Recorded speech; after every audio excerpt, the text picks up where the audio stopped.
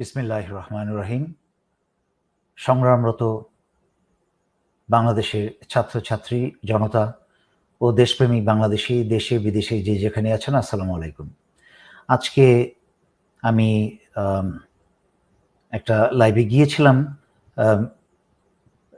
লন্ডনের একটি টিভির উপস্থাপনায়, কিন্তু সব কথা সব জায়গায় বলা যায় না, লম্বা হয়ে যায়। আমি ছোট করে একটা সারাংশটা দিতে আমি এলাম, কারণ অনেকেরই মনে প্রশ্ন কি হচ্ছে না হচ্ছে এবং কি হতে যাচ্ছে, এবং গর্তে লুকিয়ে ইঁদুরের গর্তে লুকিয়ে আজকে স্বৈরাচারী শেখ হাসিনা যে বক্তব্য দিল, তাতে যেহেতু বাংলাদেশিদের অন্তরটা বেসিক্যালি দুর্বল, অল্পতেই ভেঙে পড়ে এবং আশা হারিয়ে ফেলে, তাই ভাবলাম আমার একটু আসা উচিত জনগণের সামনে। আপনারা অনেকেই দেখেছেন যে একটা টিভি, কি যেন যমুনা পদ্মা না মেঘনা, একটা টিভির সুবাদে, বাংলাদেশের সব টিভি চ্যানেলে দেখিয়েছে কিনা তা জানি না, বাট একটা টিভির সুবাদে আমরা একটা ভিডিও দেখেছি যে স্বৈরাচারী শেখ হাসিনা কোনো এক স্থানে, আননোন বা অজানা একটা স্থানে ইঁদুরের গর্তে লুকিয়ে সে হুঙ্কার দিচ্ছে, নিজেকে সান্ত্বনা দিচ্ছে, নিজের ভয় কাটাচ্ছে। খেয়াল করে শুনেন, আমার এই কোটা বিরোধী ছাত্র আন্দোলনের শুরুর ভিডিওতেই আমি বলেছি স্বৈরাচারী শেখ হাসিনা পালিয়েছে। অনেকেই কথাটা বিশ্বাস করতে চায়নি, কেউ গুজব বলে উড়িয়ে দিয়েছে। ঠিক আছে, যে যাই ভাবুক, তাতে আমার কিছু আসা যায় না।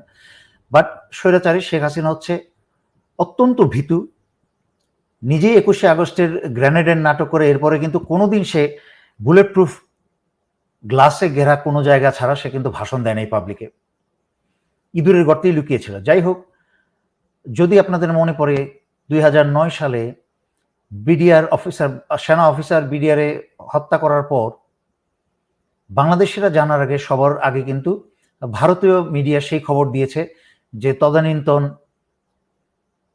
ডিজি, বিডিআরের ডিজি জেনারেল শাকিলকে হত্যা করা হয়েছে। বাংলাদেশিরা কিন্তু কেউ জানে নাই তখন, শুধুমাত্র শেখ হাসিনা জানে, আওয়ামী লীগ জানে এবং ভারত জানে। ঠিক তেমনিভাবে আপনাদেরকে দেখাই, সবার আগে কিন্তু ভারতের মিডিয়া বলেছে যে স্বৈরাচারী শেখ হাসিনাকে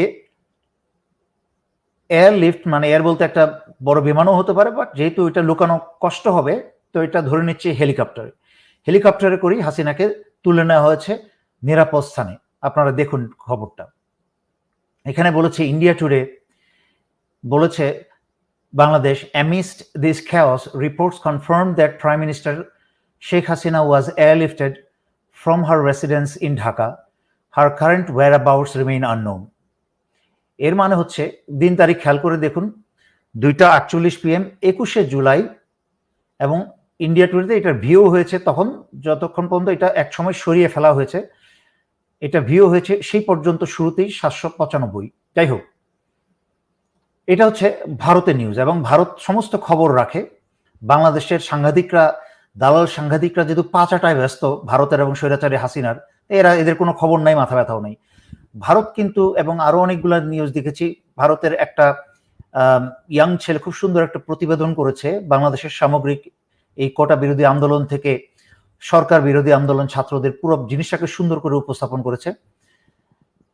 বাংলাদেশের যে কোনো সাংঘাতিক বা কোনো মানুষের থেকে ভালো করে উপস্থাপন করেছে। এনিওয়ে, আপনারা দেখেছেন কি করে ভারত সত্য কথা প্রকাশ করে দিয়েছে যে স্বৈরাচারী শেখ হাসিনা সে পালিয়েছে, এবং আজকে হঠাৎ করে ইঁদুরের গর্তের থেকে কোনো রকমে একটা নামকা অবস্থায় একটা কনফারেন্সের ব্যবস্থা করে, হয়তোবা আগের পরের কাটছাট ভিডিও ডানে বামে লাগিয়ে 2-4 জন মানুষকে ধরে এনে বসিয়ে রেখে, আমার ধারণা, যেটা আমি আগেও বলেছি, এবং আমার ধারণা হয়তো ভারতের, বাংলাদেশের সীমান্তের আশেপাশে ভারতের কোনো নিরাপদ স্থানে সেখান থেকে সেই কাজটা করেছে।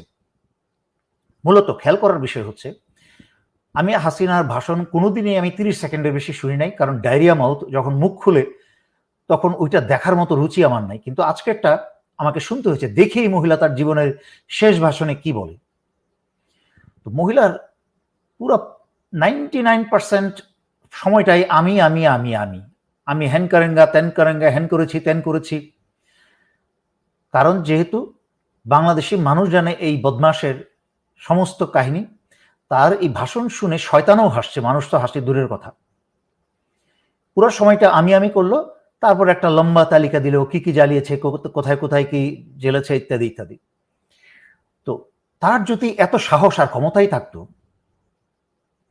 মূল কথাটা বলি, তার যদি এত সাহস আর ক্ষমতাই থাকতো, তাহলে হাসিনা কিন্তু এই গত 4-5-7 দিন ধরে এই ছাত্র আন্দোলন চলে না, সে অনেক আগেই অনেক কিছু করে ফেলতো।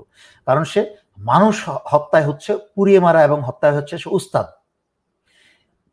তো তা না করে সে গর্তে বসে হুঙ্কার দিচ্ছে যে আমি সবাইকে দেখে নেব, সবার বিচার করব, এই করব সেই করব। মানে শুনেন, ফেরাউনও কিন্তু তার মরণের আগে হুঙ্কার দিয়েছিল, আমাদের নবীকে এবং ওনার ভাইকে বলেছিলেন যে তোমরা আমাকে খোদা মানো, উমুক উমুক ইত্যাদি ইত্যাদি, আমার কথা বিশ্বাস না করে তোমরা অন্যের কথা বিশ্বাস, মানে ইত্যাদি। ওই ইতিহাসে যাচ্ছি না। তার কিন্তু তারপরেই যে তার এরকম একটা অপমানজনক সমুদ্রের পানিতে ডুবে মৃত্যু হবে, সেটা কিন্তু ফেরাউনও জানতো না। দেখেন, তখনের ফেরাউন এত শত হাজার বছর আগের, হাজার হাজার বছর আগের, আর এখনের বেশি দূরে যেতে হবে না। সে 1975-এ মুজিব যখন পাইপ টানছিল, এই মুজিব ফেরাউনও কিন্তু যে রক্ষী বাহিনী দিয়ে 40, 50, 60 হাজার বাংলাদেশি হত্যা করেছে, সেই মুজিব ফেরাউনও কিন্তু জানতো না যে পাইপ টানার সময় তার 10 মিনিট পরে সপরিবারে সে নিহত হবে। কিন্তু ঠিক একইভাবে হাসিনাও জানে না যে কালকে কি হবে, হাসিনাও জানে না কালকে কি হবে। কোনো কিছু আওয়াজ দিয়ে আসে না। বাংলাদেশে বর্তমানে যা হচ্ছে তা হাসিনার সেই কুকুর লীগ, হাসিনার কুকুর পুলিশ লীগ, হাসিনার কিছু সেনা লীগ, তাদের সবার কিন্তু কানা মনে মনে জানা যে কি আসতে যাচ্ছে। যা আসতে যাচ্ছে একটা বিশাল ভয়ঙ্কর রকম একটা মহাপ্রলঙ্কয় আসতে যাচ্ছে স্বৈরাচারী হাসিনার জন্য। ধূলিসাৎ হয়ে যাবে ইনশাল্লাহ এই স্বৈরাচারী হাসিনা তার দলবল এবং পাচাটা সকল কুকুরকে নিয়ে। এখন আপনারা বলবেন যে ছাত্রদের উপর দিয়ে কি যাচ্ছে। আজকে বাংলাদেশের ছাত্রদের উপর দিয়ে যা যাচ্ছে বা জনগণের উপর দিয়ে যা যাচ্ছে, তার দায় দায়িত্ব কিন্তু মূলত বাংলাদেশের জনগণের উপর, নীরব 15 বছর নীরব জনগণের উপরে। আমি আগেও বলেছি, তারপর আবার বলতে হচ্ছে যে যখনই বাংলাদেশের কোনো একটা দল বা কেউ রাস্তায় নেমেছে কোনো বিচার চেয়ে আন্দোলন করে, বাকি বা সারা বাংলাদেশের জনগণ কিন্তু চুপচাপ বসেছিল। ওই যে একটা চরিত্র, তাতে আমার কি, এই করে করে কিন্তু 15 বছরে একটা ঘেউ ঘেউ করা কুকুর হাসিনাকে আজকে ফ্র্যাঙ্কেনস্টাইন একটা মনস্টারে, একটা দানবে পরিণত করেছে। প্রথম 5 বছরেই যদি জনগণ একসাথে সকল রাজনৈতিক দল, ইসলামিক দল এবং স্বৈরাচারী হাসিনার বিরুদ্ধে যদি, এবং ছাত্ররা সবাই যদি স্বৈরাচারী হাসিনার বিরুদ্ধে প্রথম 5 বছরেই যদি নেমে যেত, তাহলে কিন্তু স্বৈরাচারী হাসিনাকে প্রথম 5 বছরের মাথায় কিন্তু তাকে বিদায় নিতে হয়। যখন বিডিআরে পিলখানায় 57 জন অফিসার হত্যা করা হয়, তখন জনগণের নিরাপত্তার নামে কিন্তু 57 জন অফিসার হত্যা করা হয়। সারা বাংলাদেশিরা কষ্ট পেয়েছে, ঘরে বসে কান্না করেছে, কিন্তু সত্যি আন্দোলনে কিন্তু কেউ নামে নাই। তথাকথিত ব্রাদার ইন আর্মস, এই কাপুরুষ বর্তমান সেনাবাহিনী, তারা তো নামেই নেই। আপনারা বিডিআরের ইতিহাস জানেন, ওইদিকে যাব না। বাট আল্লাহ কিন্তু সেই সুযোগটা করে দিয়েছে যে হাসিনাকে এমন একটা গর্তে ফেলেছে যে এখন হাসিনার আর কোনো শক্তি নাই। যার শক্তি নাই সেই কিন্তু হেনকারেঙ্গা তেনকারেঙ্গা ভাষণ দেয়। মজার ব্যাপার হচ্ছে যে পুলিশের যেহেতু ছাত্রদের মায়ের ভয়ে এখন পুলিশ সেনাবাহিনীর ইউনিফর্ম পরে পুলিশ অপারেশনে নামছে, গুলি করছে বা টিয়ার গ্যাস ছুটছে শুধুমাত্র ছাত্রদেরকে এবং জনতাকে ভয় দেখাতে। দূরের থেকে ছাত্র জনতা দেখবে তো সেনাবাহিনী ইউনিফর্ম।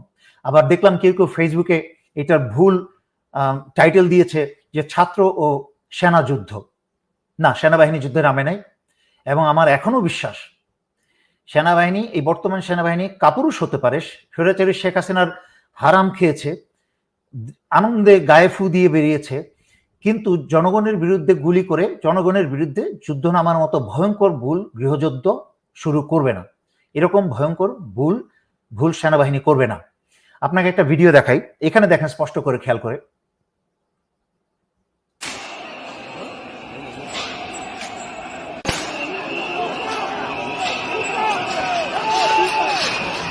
আমি আবার চালাচ্ছি দেখানোর জন্য, কারণ ভিডিও চালালে মাইকটা অফ হয়ে যায়।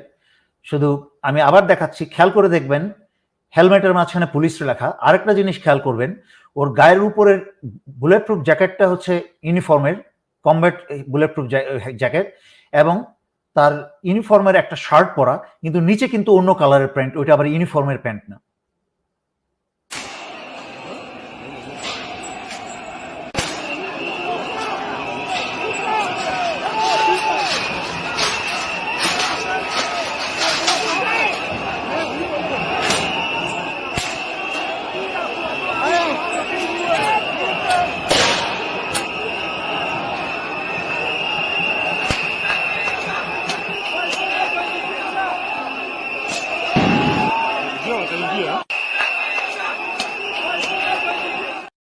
যাই হোক, যেটা দেখাতে চেয়েছিলাম সেটা দেখা গেছে, হেলমেটে পুলিশ লেখা, প্যান্ট হচ্ছে অন্য কালারের প্যান্ট, কমব্যাট প্যান্ট না, আবার বুলেট প্রুফ জ্যাকেট আর উপরে শার্টটা হচ্ছে কমব্যাট কালার। কথা হচ্ছে, বাংলাদেশ সেনাবাহিনীর কি নিজস্ব বুলেট প্রুফ জ্যাকেট নেই? বাংলাদেশ সেনাবাহিনী বহু বছর ধরে জাতিসংঘে মিশন করে আসছে বুলেট প্রুফ জ্যাকেট দিয়ে, আমি নিজেও সেটা পরেছি। এবং বাংলাদেশ সেনাবাহিনীর কিন্তু নিজস্ব ইউনিফর্ম সবই আছে। তো ওই তাদের আর পুলিশের ওই হারামখোর পুলিশ, ঘুষখোর পুলিশের হাঁটা দেখেন, হাঁটা চলা দেখেন না, ভাঙ্গাচোরা ল্যাংড়া লুড়া টাইপের হাঁটা। তো এনিওয়ে, যারা কালার দিচ্ছে এটা সেনাবাহিনী, এটা সম্পূর্ণ ভুল তথ্য, এটা সেনাবাহিনী না। সেনাবাহিনী এত ফালতু কাজ করতে নামবে না। আমার এখনো বিশ্বাস, যেটা আমি বলেছি, যে সেনাবাহিনীর আগের লাইভে আজকেও ব্যাখ্যা করেছি সেনাবাহিনীর কি করণীয়।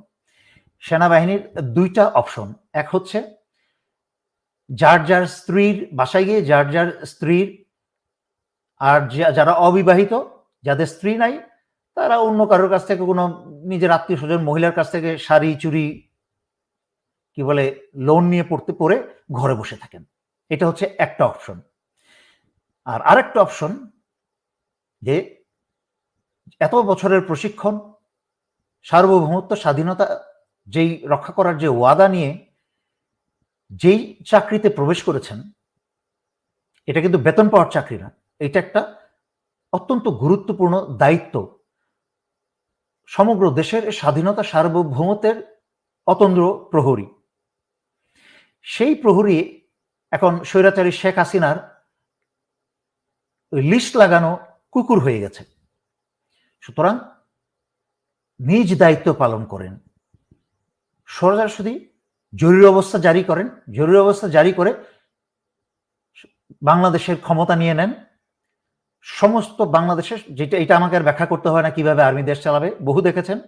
আমার সিনিয়র যারা, আমার সমসাময়িক, আমার জুনিয়ররা এখন বিভিন্ন ডিভিশন কমান্ডার, এবং আমার নিজস্ব, আমার ব্যাচমেট হচ্ছে সিজিএস এবং সেনাপ্রধান, আমরা সবাই মোটামুটি একই সাথে একই সমপরিমাণ চাকরি করেছি, মানে আমরা একসাথে চাকরি করেছি। সুতরাং আমরা জানি যে যথেষ্ট অভিজ্ঞতা নিয়েছেন, সিনিয়রদেরকে দেখেছেন কি করে ক্ষমতা নিয়ে দেশ চালায়, আগের পাকিস্তান কমিশন অফিসারদেরকে দেখেছেন কিভাবে মানে বীরের মতো মাথা উঁচু করে, বুক উঁচু করে চলে। এই হাসিনার মতো খাস বাংলায় তো বললো মাতারি টাইপের এইসব মহিলাদেরকে তো পাত্তা দেয়নি। আপনারা পাত্তা দিচ্ছেন, এই বাংলাদেশের ফরমালিন অফিসার পাত্তা দিচ্ছেন, পাকিস্তানের কিন্তু পাত্তা দেয়নি। আপনারা নামেন, জরুরি অবস্থা ঘোষণা করেন, দেশের দায়িত্ব নিয়ে নেন, এই সরকারকে, এই প্রশাসনকে বিলুপ্ত ঘোষণা করে দেন, টেলিভিশন, রেডিও স্টেশন সমস্ত কিছু নিজের অধীনে নিয়ে নেন। বাংলাদেশে মুহূর্তের মাঝখানে মারামারি, গোলাগুলি, হারাহারি, ভাঙাভাঙি এবং আগুন জ্বালানো বন্ধ হয়ে যাবে। হ্যাঁ, কিছু চলবে। এখন যেরকম আপনারা দাঁড়িয়ে দেখছেন কাপুরুষের মতো দাঁড়িয়ে দেখছেন, যে আপনারা দাঁড়িয়ে আছেন, আপনাদের সামনেই পুলিশ বাচ্চা ছেলে মেয়েদের উপরে গুলি করছে, তাদেরকে হত্যা করছে। এটা হচ্ছে কাপুরুষত্ব ছাড়া কিছু না। এবং উপরন্তু আপনারা নিজেরা জনগণের উপরে গুলি করছেন না, কিন্তু আপনাদের উপস্থিতিতে, আপনাদের সাক্ষীতে, আপনাদের মৌন সম্মতিতে হাসিনার ঘুষখোর, হারামখোর পুলিশ এবং ছাত্রলীগ